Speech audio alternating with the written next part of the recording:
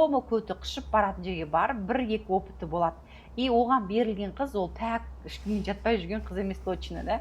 Оның да әртүрлі инфекциялар болуы мүмкін. Сол үшін еркек ол инфекция бар екенін өзінің бойында білмеуі де мүмкін. Поэтому сен оған берілмей тұрып, жатпай тұрып, өзің де оны да бір жақсылап тексеріп, осы инфекция бар ма жоқ па, сен ПЦР тапсыр, жаңағы выделениеңнен алып, да, ішіне кірмей, еркегің де тапсырсын. Сосын екеуіңе, потому что үйленіп алғаннан кейін сенен жұқты ма, менен жұқты ма деп бір-бірлерінен көрмей, сол кезде кімде бар сол инфекция, соны емдеп, содан кейін барып қосылыңыздар. Неге десеңіздер, көп әйелдерде біз, енді мен гинеколог болғаннан кейін, мен роддомда 10 жылға жоқ жұмыс істедім да, Талғар ауданында, заведующий женский консультация болып. Сол кезде көрген тәжірибеме, мысалы, бала ауру болып туылуы мүмкін, түсіп болып кетуі мүмкін. Әйелге қандай травма, да? Осы инфекция жұғып, ол әйел білмейді, оның жаңадан жыныстық қатынас трубасына беременность болып, внематочный беременность болып қалуы мүмкін. Соның кесірінен, инфекцияның кесірінен. Соның кесірінен түсік болуы мүмкін. Соның кесірінен ертең кровотечение ашылып, маткасыз қалуы мүмкін, да? Бала мүгедек болып туылуы мүмкін.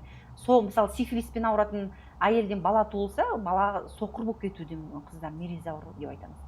Поэтому жандарым, бұл инфекция деген нәрсеге былай немқұрайлы қарауға болмайды. Түптеп келген кезде өздерінің выделенияларын қойып, келіп жатқан выделение сасып жатыр ма, ұнамай жатыр ма, білесіздер уже не тапсыру керек, да? ПЦР, и прям көрініп тұрады. Положительный, отрицательный, бар, жоқ деп көрініп тұрады.